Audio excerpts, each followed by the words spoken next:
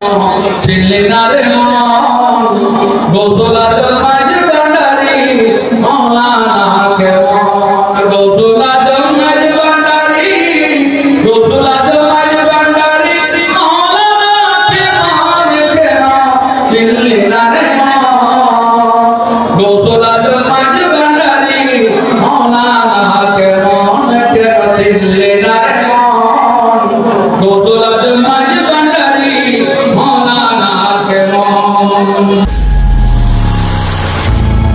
আবেদ Ali HD media.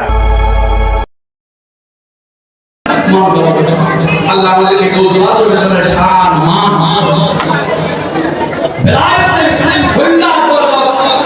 আল্লাহ আমাদের সকলকে নসিব করুন সবাই এই মাসের চন্দ্র মাসের শেষের দিকে একেবারে 26 তারিখ দিন কত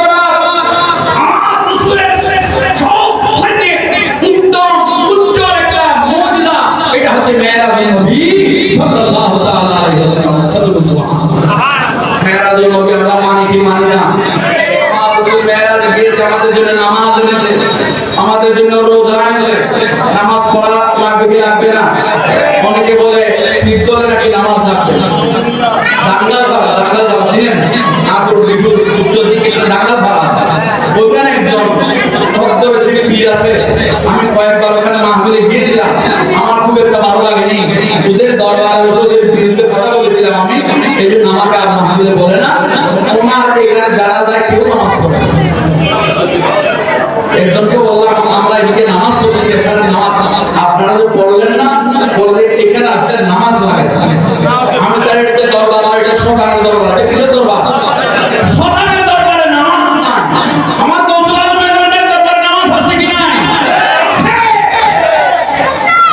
আমার গৌসুল আজমের দরবারে ইমাম ছিলেন, খতিব ছিলেন, নামাজি ছিলেন, যারা তার কাছে যেতেন তারাও নামাজ পড়তেন।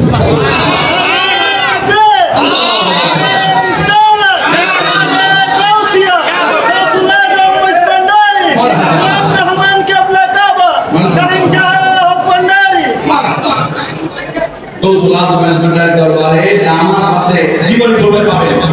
আমার হযরত কিবলা কাবা নয় মাজারের মধ্যে প্রতি বৃহস্পতিবার সংলগ্ন ইবাদত খানায় জামাতের সহিত তাহাজ্জুদ নামাজ পড়া হয়। প্রতি বৃহস্পতিবার ফাসুক্তা আযান নামাজ হয়। আমার কিবলা কাবা নয় মাজারে ফাসুক্তা আযান এবং জামাতের সহিত নামাজ হয়। হয় কি হয় না? উনি কোন দরবার হলো এইখানে নাকি নামাজ লাগে। আর কি বলে জানেন? আমার এখানে আসলে মাদ্রাসা যেতে হবে না, শাহ মানতের দরবারে যেতে হবে না, গরিবুল শাহ মোল্লা মিসকিন শাহ দরবারে যেতে হবে না, কোন আল্লাহর ওলির দরবারে যেতে হবে না।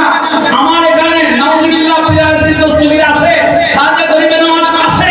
কোরআন দরবারের মহতা উচ্চারণ নাউজুবিল্লাহ। এই ধরনের শতানগুলোকে কতল করা ওয়াজিব। আমরা এরা বিচারাও করব না, আল্লাহকে বলবো। আলহামদুলিল্লাহ, আমরা যে দরবার সমূহের নাম বলছি ওই দরবার সমূহে এই ধরনের অপকর্ম নাই। এখানে নামাজ আছে, রোজা আছে, আল্লাহ স্বয়ং ইনারা ইমামতি করে। অনেকে বেদকন্ডা শরীফের বিরুদ্ধে বলছিল যে কোন নাকি নামাজ নাই। আমি আপনাদের অনুরোধ করবো আগামী 24 তারিখ 24 জানুয়ারি জুমাবার যারা জুমা পড়তে চান বিশাল জামাত করে গৌসুল আজম মেজবান্ডার দরবারে 24 জানুয়ারি আমাদের দাওয়াত হবে। এক ইমাম শাহী ময়দান করবে, সারা মেজবান্ডার শরীফে লক্ষ লক্ষ মানুষ এক কাতারে দাঁড়িয়ে জুমার নামাজ আদায় করবে। যারা বলেন নামাজ পড়ে না মেজবান্ডারের মধ্যে, তারা একটু দেখে আসবে। তাদেরকে বলবো আপনারা একটু বড় মোবাইল নিয়ে যাবেন, ক্যামেরা নিয়ে যাবেন। নামাজ কিভাবে পড়ে, নামাজের উৎস কি, নামাজের ইখলাস খুলুসিয়ত কি, গৌসুল আজমের দরবার থেকে দেখে আপনারা সুবহানাল্লাহ।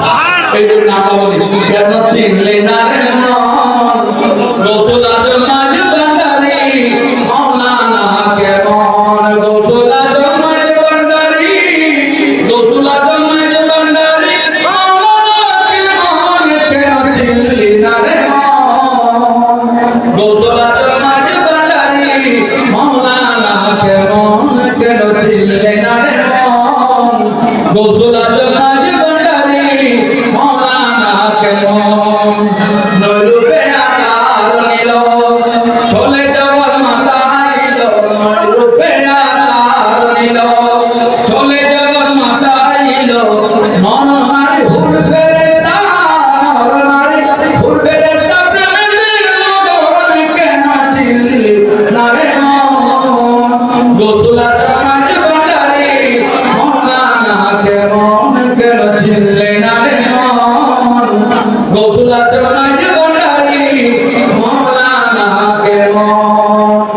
বলি সুবহানাল্লাহ।